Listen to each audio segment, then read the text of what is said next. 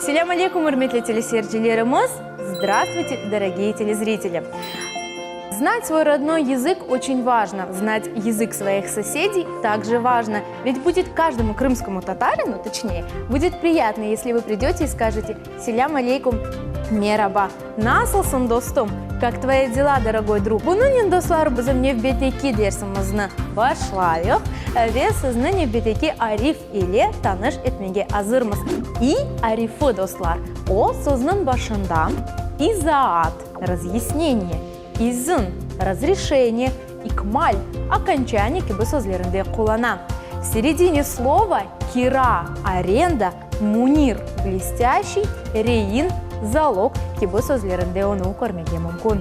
Сөзінің соңында и в конце слова он встречается в таких словах, как окелі, гневный, эльчи, посол. Шунымен бері достар, невбедеки и арифіне бенземген, ама и арифіне кечейік.